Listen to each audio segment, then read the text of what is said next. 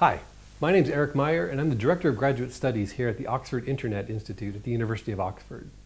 I'm here to tell you a little bit more about the part-time degree, which is the MSc in the Social Science of the Internet we offer here at the OII.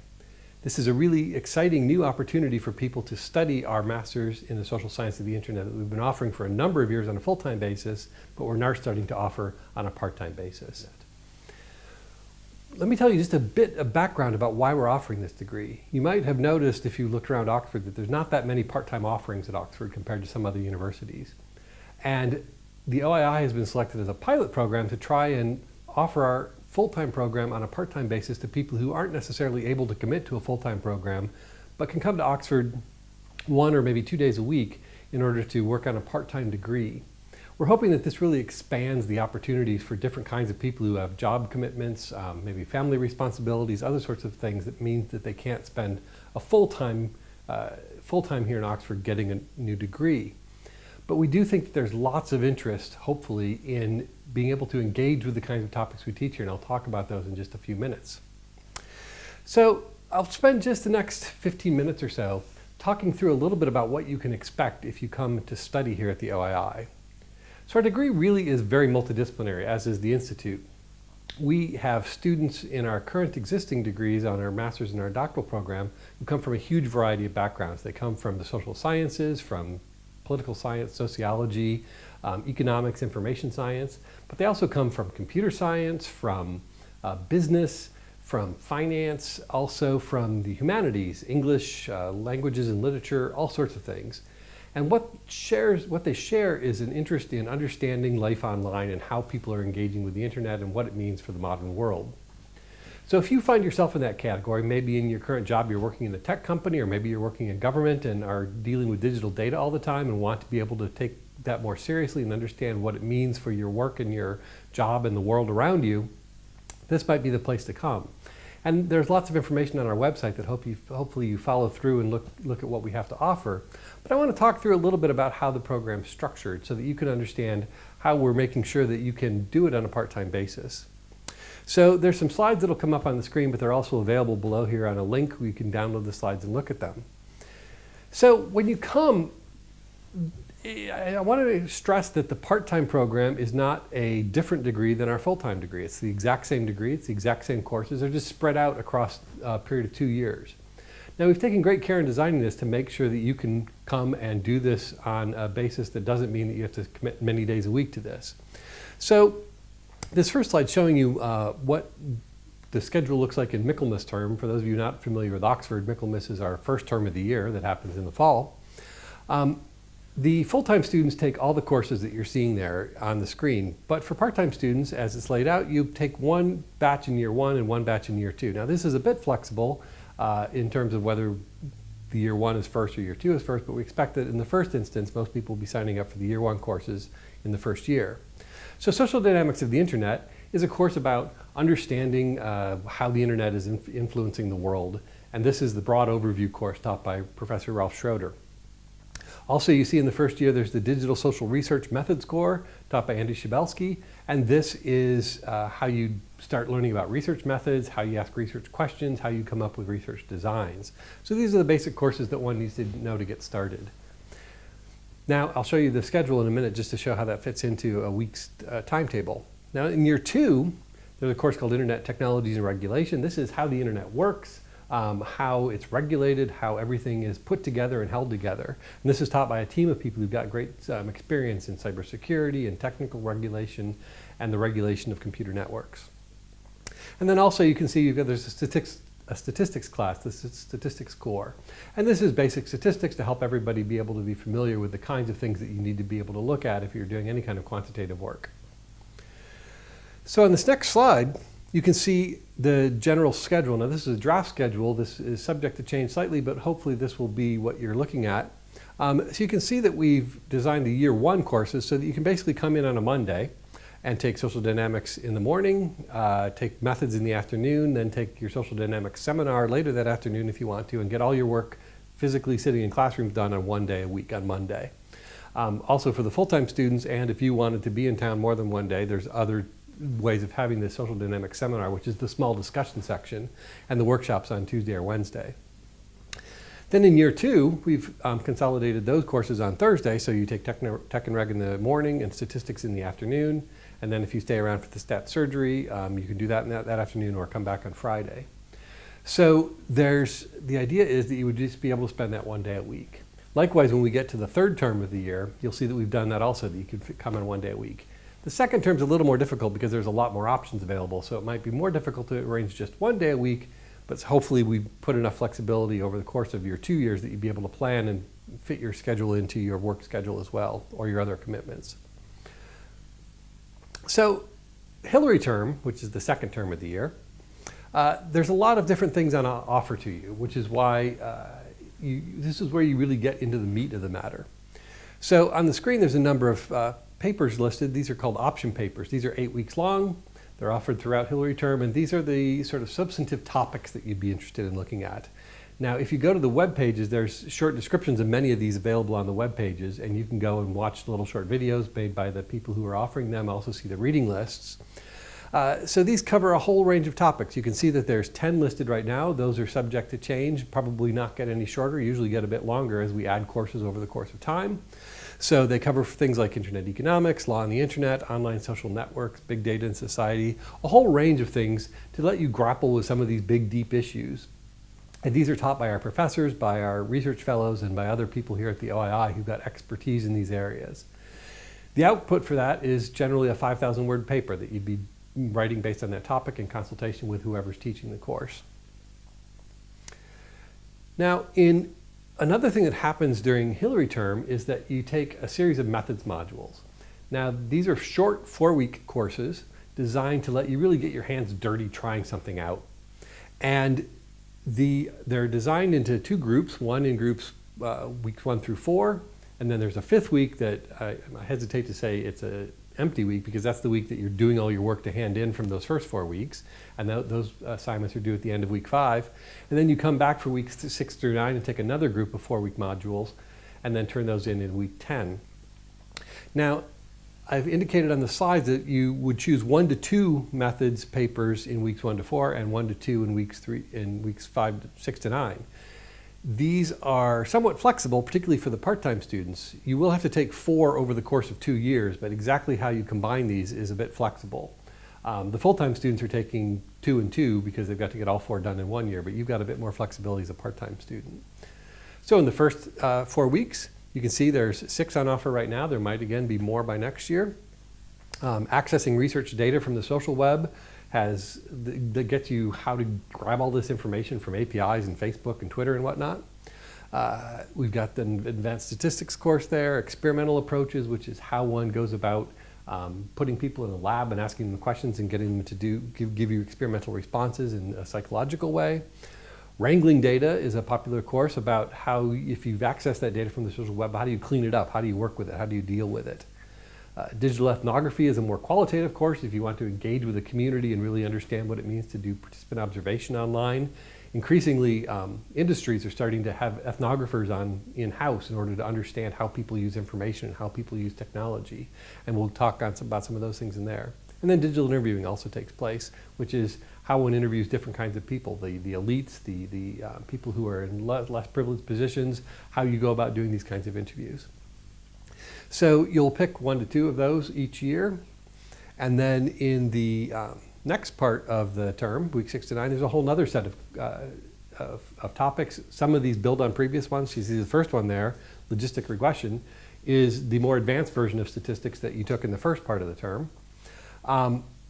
Simulating societies, about simulating things. Again, all of these you can go look at the individual course pages and get a lot of detail about. But all of these are really, again, designed to get your hands wet, trying out things that you'll be using in your dissertation. So that happens in Hillary term. The next 2 screens that you'll be seeing have to do with the draft schedule that we have to show you a bit how you can start to plan your time. And this is why I hesitate to say that it's possible to necessarily do everything you want on 1 day a week in Oxford. But you can see that we've, over the course of 2 years, so we've got 2 schedules that come up on the slides, one in 2016-17, one in 2017-18. And these are meant to give you a way to plan your time so you can say, oh, well, I want to take this class and that class. If I take this one in year 1 and that one in year 2, I'll be able to fit this into my schedule and I can plan ahead of time. So the top part of that diagram shows the option papers that are generally in the mornings and the afternoons. And then the bottom part of the page shows the Group A and Group B methods modules that take place midday largely. And those will help you think through how you might want to put your schedule together. Now finally, Trinity Term is the third term of the year.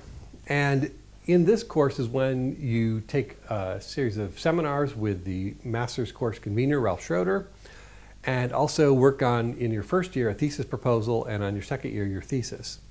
So these seminars, they meet all 8 weeks. The part-time students would be expected to attend at least 4 each year. You'll be given a schedule in advance and you can choose. You could come to all 8 each year if you wanted to, or you could come to slightly more than 4, depending on what the topics are and how those interest you. You'll also be asked to present some of your own work in that, particularly in year 2. Although you'll get an opportunity to present your ideas in year 1 as well. So in the first year, this is the only thing that differs at all between the part-time and the full-time degree. In the first year, the part-time students will be writing a thesis proposal. The full-time students will be writing their theses already, but you'll be writing your thesis proposal over the summer. And this is due at the very beginning of year 2, so the Monday of Michaelmas term in year 2. And you'll be writing this in consultation with your supervisor to really come up with your plan, your methods, the kinds of things that you're expecting to do in your dissertation in the second year. And then in year 2, over this Trinity term and over the summer, is when you'll be writing your thesis. This is a 10 to 15,000 word more or less thesis on a substantive topic that you've developed in consultation with your supervisor and also in talking with your faculty members who are teaching your courses. And that's due on August 1st and is a nice piece of work that everybody puts out as part of their master's degree. And then you're done. So this is, I think, a very exciting program we have on offer to you. As I said, it's the exact same program for part-time and full-time students, but the flexibility that you've got as a part-time student will hopefully allow us to open up the OII to a lot more kinds of students who might otherwise not be able to come here and study on a full-time program. Now, one of the things you've probably got in your mind is, well, how do I put in a good application? You might have watched over on our virtual open day page some of the general guidance about applications, but I think there's probably some specific questions I've already been having from people who are interested in the part-time program about what some of the complexities that might be for people, particularly been out of school for quite a while. So a transcript is required, and some of you might say, yes, but I haven't been at university for 10 or 20 years. Well, you do need to provide your marks from your previous time studying, but one of the things that we are quite realistic about is the fact that if you've been out of university for 5, 10, 20 years, you've done a lot of things since then. So one of the things you can take the advantage of in your personal statement, which is down lower, is to explain what you've been doing since then and how the kinds of things you've been doing reflect on your abilities and your knowledge and the kinds of things we should be taking into account now in looking at your application, since your marks from a number of years ago might be less relevant than they would for someone who's just earned them last year. Also, we require a sample of written work. And again, some of you might be thinking to yourself, well, I haven't written an academic paper for a number of years.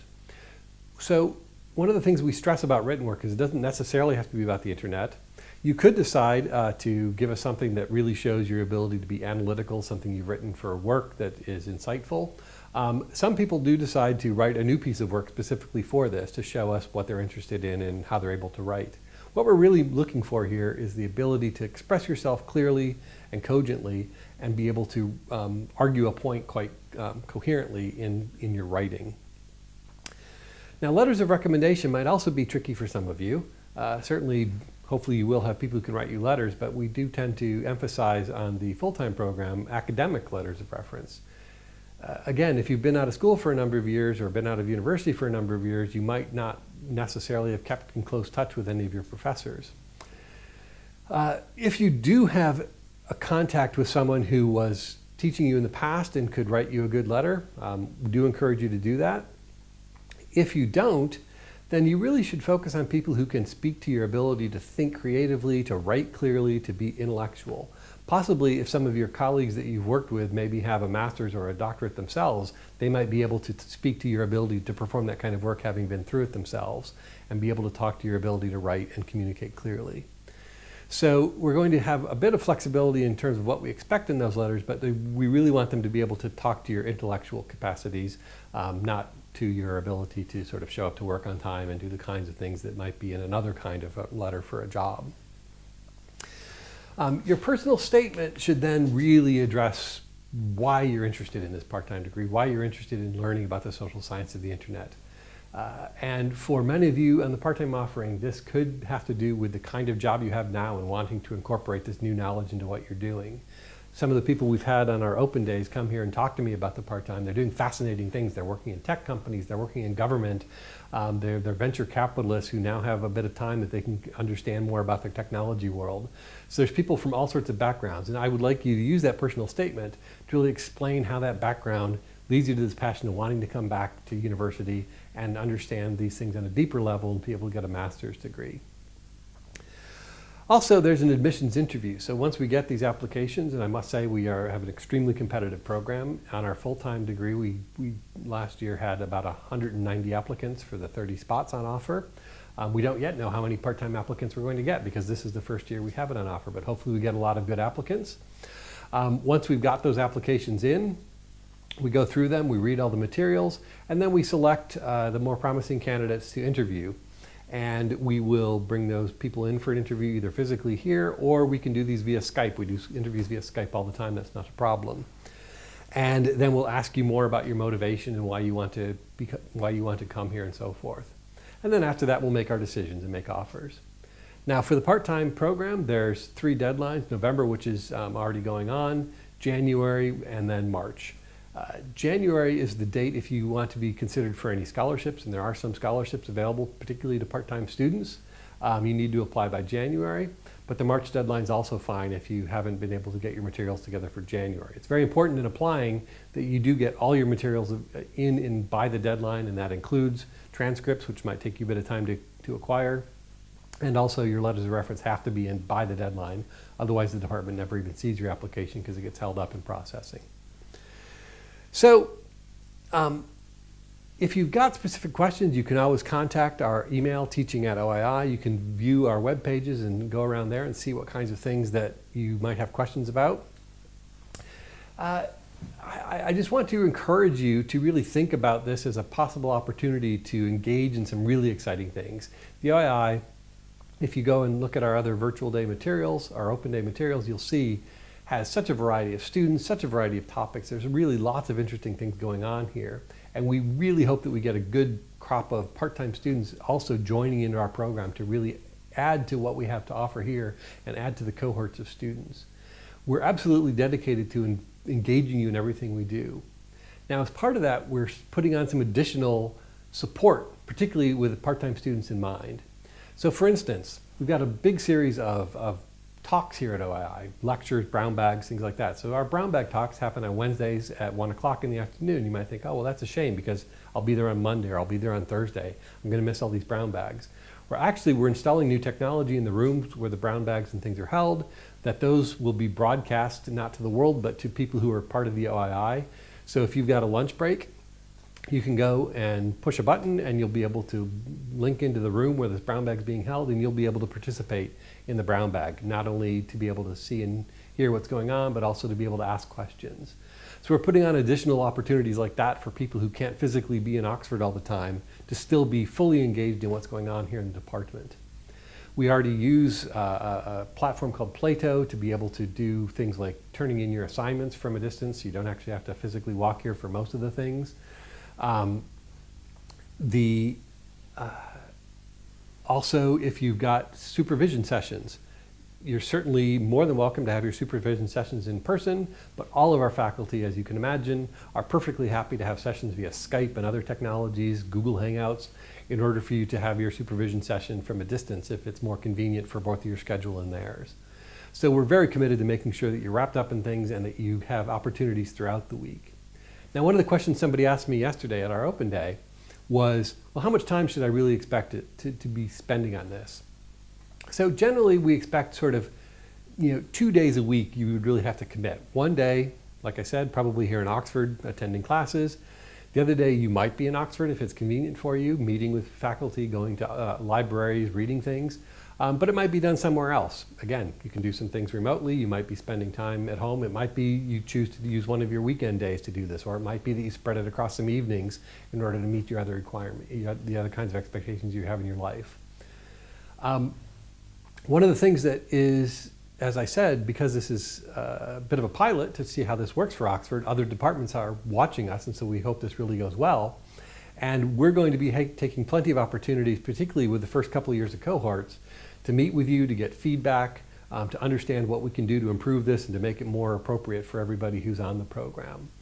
We have something that in typical sort of administrative speak doesn't make much sense as a word. It's called the GJCC, the Graduate Joint Consultative Committee. Basically, it's a committee of students and faculty. And the part-time students will have a couple of spots specifically for them on that seat alongside the full-time master's students and the doctoral students in order to be part of the decision-making that goes into how the department runs, particularly with regard to our education. So we'll be looking for representatives from the part-time program to be part of that committee going forward. So hopefully I've answered some of your questions. If you've got other questions, please do feel free to contact us. We're always happy to address your questions, either from teaching at OII, or if you've got a question that might be directed to myself or to the director of the MSc, those will be sent along to us and we'll answer your questions. Also, if you do find yourself in Oxford and want to stop in for a tour, even if you weren't able to be here for one of the open days, do let us know in advance and we can certainly arrange for you to meet somebody and have a short chat and also show you around a bit. So I look forward to seeing your applications and best of luck in your pursuits, hopefully which involve a master's in social science of the internet. Thanks.